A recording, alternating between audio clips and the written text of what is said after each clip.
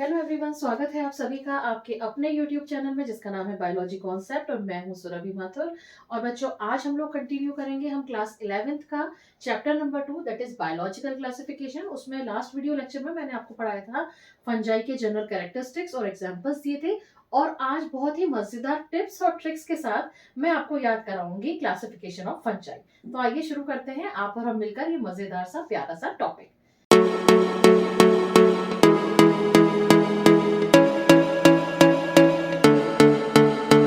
बच्चों, मैंने जैसे कि आपको कहा कि ये जब टॉपिक हम लोग पढ़ेंगे तो एंड में ये होगा कि आपको क्लासिफिकेशन अभी के अभी ही याद हो जाएगा, इसलिए वीडियो को स्किप मत करिएगा।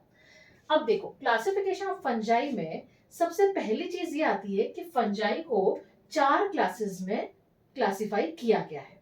वो क्लासेस कौन कौन सी हैं? फाइकोमाइसिटीज, एस्कोमाइसिटीज, बेसिडियोमाइसिटीज और ड्यूटेरोमाइसिटीज। इन चारों क्लासेस को याद करने की एक मजेदार सी ट्रिक है और वो ट्रिक है पबजी। आप सब लोगों ने सुना होगा, एक गेम है ऑनलाइन पबजी। उसकी जगह हम थोड़ा सा मॉडिफिकेशन करेंगे और हम क्या लिख देंगे? Pub D. अब इसका मतलब क्या हुआ? पी से हुआ फाइकोमाइसिटीज, फाइकोमाइसिटीज। फिर ए से हुआ एस्कोमाइसिटीज, एस्कोमाइसिटीज। बी से हुआ बेसिडियोमाइसिटीज, बेसिडियोमाइसिटीज। और डी जो हमने मॉडिफाई किया है उससे हुआ क्या? Deuteromycetes, deuteromycetes. तो हमें चारों क्लासेस का नाम याद हो गया पब डी ट्रिक से। फाइकोमाइसिटीज, एस्कोमाइसिटीज, बेसिडियोमाइसिटीज और ड्यूटेरोमाइसिटीज। दूसरी बात यह है कि जो फंजाई का क्लासिफिकेशन किया गया है वो 3 क्राइटेरिया के बेसिस पर किया गया है, यानी आपको 3 पैरामीटर कंसीडर करने होंगे। वो पैरामीटर क्या क्या है? सबसे पहला पैरामीटर है कि जो फंगस है उसका माइसीलियम कैसा है। तो मैं क्या लिख दूंगी? माइसीलियम। यानी कि फाइकोमाइसिटीज के मेंबर्स का कैसा है? बेसिडियो, एस्को और ड्यूटेरोमाइसिटीज के मेंबर्स का माइसीलियम यानी कि थैलस स्ट्रक्चर कैसा है, ये आपको पता होना चाहिए। इस बेस पर क्लासिफिकेशन किया गया है। दूसरा जो क्राइटेरिया लिया गया बच्चों, वो लिया गया सेक्सुअल रिप्रोडक्शन, सेक्सुअल रिप्रोडक्शन। तीसरा क्राइटेरिया जो लिया गया वो लिया गया एसेक्सुअल रिप्रोडक्शन, एसेक्सुअल रिप्रोडक्शन। तो आओ अब हम लोग फटाफट से देखते हैं कि सब में किस किस तरह का माइसीलियम देखने को मिलता है। और जैसा कि मैंने आपसे प्रॉमिस किया है कि वीडियो के एंड तक आपको पूरा classification with characters with examples learn हो जाएगा, बस ध्यान से देखो। देखो, फाइकोमाइसिटीज में एक वर्ड याद रख लो, और एक वर्ड क्या है कि इसमें जो माइसीलियम होता है वो कैसा होता है? एसेप्टेट। ठीक है। अब आंखें बंद करके तीनों में यानी कि एस्कोमाइसिटीज, बेसिडियोमाइसिटीज और ड्यूटेरोमाइसिटीज में इसका उल्टा लिख दो। यानी कि यहाँ पे एसेप्टेट है तो यहाँ क्या कर दो? सेप्टेट। एक कहानी तो, एक पॉइंट तो हमारा ये कंप्लीट हुआ कि कैसा माइसीलियम होता है। फाइकोमाइसिटीज को छोड़कर बाकी तीनों क्लासेस में माइसीलियम जो होता है सेप्टेट होता है। अब खुद सोचो, एसेप्टेड है यानी कि अगर मैं बना रही हूँ कुछ इस तरह का हाइफी बन रहा है, यानी सेप्टर नहीं है, तो यानी न्यूक्लियस क्या होंगे? एक ही सेल में बहुत सारे न्यूक्लियस हो जाएंगे, तो उस कंडीशन को क्या कह देंगे? सीनोसिटिक। तो अगर हमसे कोई ये पूछता है कि फाइकोमाइसिटीज के मेंबर में माइसीलियम कैसा होता है, तो हम 2 पॉइंट्स बता देंगे, एसेप्टेड और सीनोसिटिक। अब जो एस्कोमाइसिटीज, बेसिडियोमाइसिटीज और ड्यूटेरोमाइसिटीज है उसमें सेप्टेट के साथ आपको एक वर्ड याद रखना है तीनों में ही, कैसा होता है? ब्रांच्ड। तो यहाँ पे क्या लिख दिया? ब्रांच्ड। ये हमने कहानी खत्म करी किसकी? माइसीलियम की, कि फंजाई की जो चारों क्लासेस हैं उनमें किस तरह का माइसीलियम देखने को मिलता है। अब मूव करते हैं हम सेकंड क्राइटेरिया पर, दैट इज सेक्सुअल रिप्रोडक्शन। तो हम फिर वापस इजी चीज से स्टार्ट करेंगे जैसा कि मैं हमेशा करती हूँ। सबसे बढ़िया बात है कि जो ड्यूटेरोमाइसिटीज है उसमें सेक्सुअल रिप्रोडक्शन होता ही नहीं है। तो बहुत आराम से आप लिख दीजिए क्या है? एब्सेंट। ना होता तो ना याद करना पड़ेगा। अब देखो, 2 किनारे हैं हमारे पास, एक किनारे पर है फाइकोमाइसिटीज, दूसरे किनारे पर है ड्यूटेरोमाइसिटीज, और दोनों एक दूसरे के अपोजिट है। अपोजिट का मतलब इसमें तो होता ही नहीं है सेक्सुअल रिप्रोडक्शन, और इसमें इसमें तीनों तरह का होता है। तो यहाँ क्या लिख देंगे हम? कौन कौन से तीनों टाइप जो मैंने पिछली बार बताए थे? आइसोगैमस, एनाइसोगैमस और oogamous। ठीक। अब बच गई हमारे पास 2 क्लासेस, एस्कोमाइसिटीज और बेसिडियोमाइसिटीज। तो इसमें आपको एक वर्ड याद रखना है, एस्कोमाइसिटीज में सेक्सुअल रिप्रोडक्शन किसके थ्रू होता है? एस्कोस्पोर्स के थ्रू। तो बेसिडियोमाइसिटीज में कैसे होगा? लॉजिक लगाए तो बेसिडियोस्पोर्स के थ्रू। ठीक।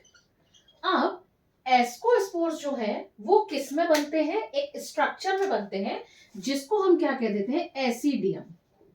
तो फिर लॉजिक लगाओ, तो बेसिडियोस्पोर किस में मिलेंगे? बेसिडियम में। तो लिख दो भाई बेसिडियम। अब एसिडियम कहां सिचुएटेड होती है, कहां लोकेटेड होती है? एस्कोकार्प में।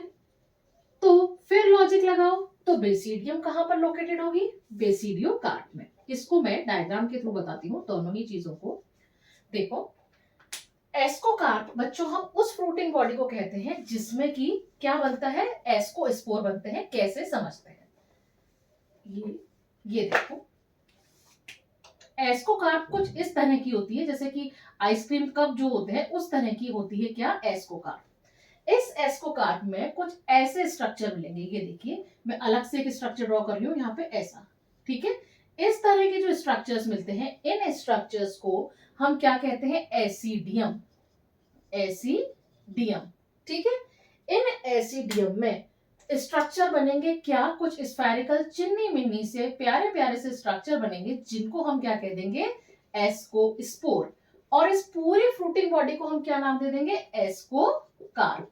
तो एस्कोकार्प में बने एसिडियम और उस एसिडियम के अंदर बने क्या? एस्कोस्पोर। अगर मैं यहाँ पे एक एसिडियम बनाऊं तो उस एसिडियम के अंदर बन रहे हैं क्या है? एस्कोस्पोर। तो इसीलिए हम क्या कह देंगे कि एस्कोस्पोर का ओरिजिन कैसा है? एंडोजिनस। क्यों? क्योंकि ये कहां बन रहे हैं? अंदर।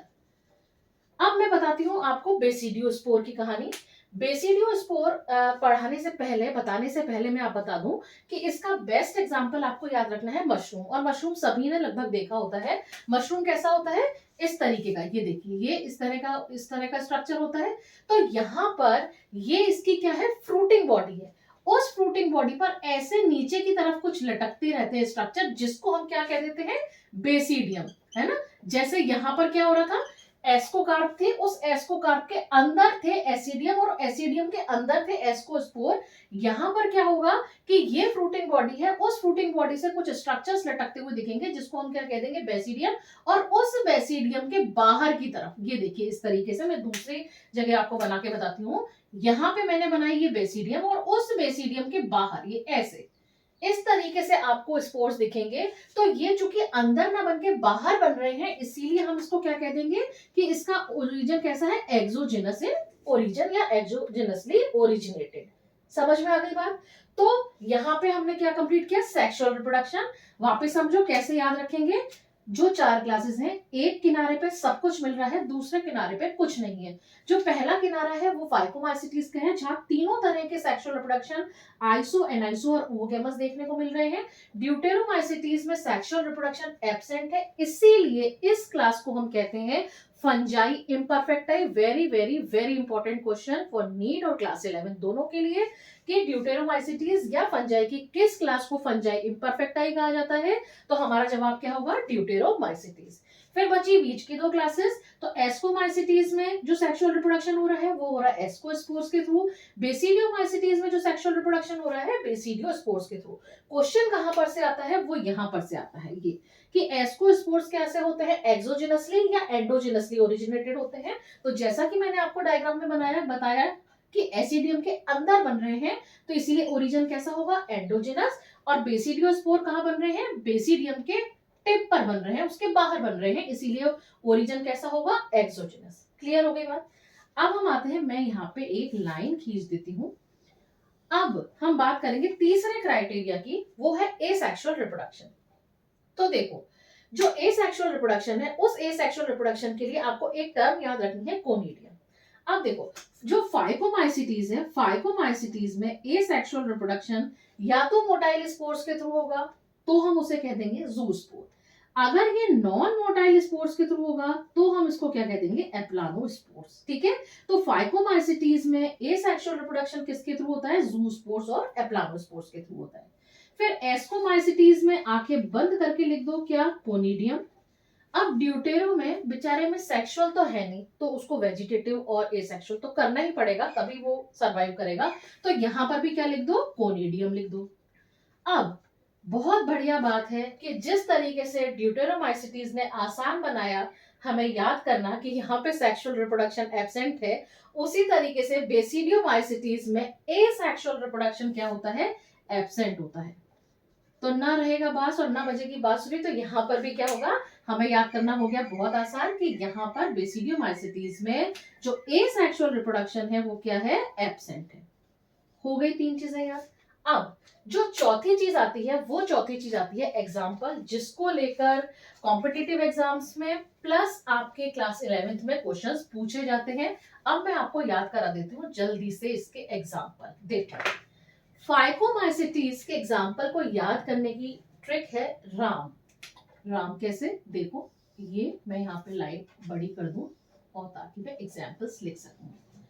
ये फोर्थ में यहाँ पे लिखती हूँ, ब्लू मार्कर से लिखती हूँ एग्जाम्पल्स।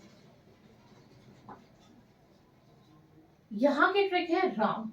राम कैसे समझो, आर से हुआ राइजोपस, ए से हुआ एल्बुगो और एम से हुआ म्यूकर। ठीक है, अब ड्यूटेरोमाइसिटीज की ट्रिक बताती हूँ, कैट, CAT कैट। अब बात ये आती है कि ट्रिक्स तो बता रहे हो मैम, लेकिन ये कैसे याद रखें कि कैट जो थी वो ड्यूटेरोमाइसिटीज में थी और राम जो थे वो फाइकोमाइसिटीज में थे।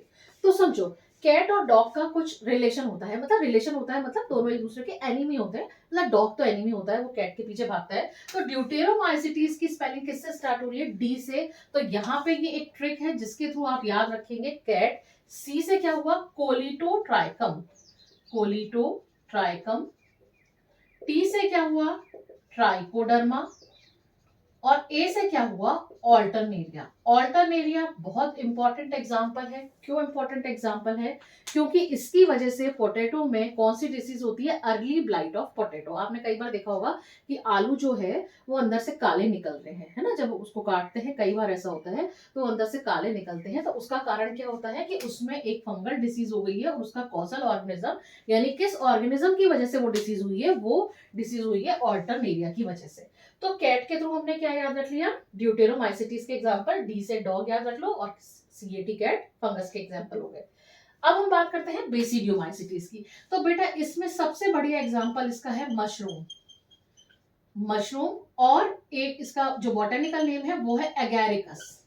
तो हमने याद रख लिया एगैरिकस। और एक एग्जांपल मस्ट है याद रखना, पक्सीनिया, क्योंकि इस पर से क्वेश्चन पूछे जाते हैं। पक्सीनिया बेसिडियोमाइसिटीज में आती है और एगैरिकस जिसका कॉमन नेम है मशरूम, ये बेसिडियोमाइसिटीज के मेंबर है। अब बात आ जाती है एस्कोमाइसिटीज। तो एस्कोमाइसिटीज को हम याद रख लेंगे AC, एयर कंडीशन। अब C से क्या हुआ, क्लेविसेप्स। और A से क्या हुआ, एस्परजिलस।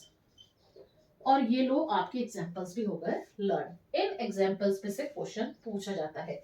अब ये कैसे पता रखें कि भाई एस्कोमाइसिटीज है, तो इसका ए क्रॉस मैच कर लेना, ए क्रॉस मैच कर लेना, एस्परजिलस ए से और सी से क्लेविसेप्स। ड्यूटेरोमाइसिटीज में कैट एग्जांपल हुआ, डी से डॉग याद रख लेना है ड्यूटेरोमाइसिटीज, ट्रिक के लिए बता रही हूँ। सी से कोलिटोट्राइकम, ए से ऑल्टरनेरिया, टी से ट्राइकोडर्मा। तो ये हमने कंप्लीट कर लिया कंपैरेटिव स्टडी के थ्रू क्लासिफिकेशन ऑफ फंजाई।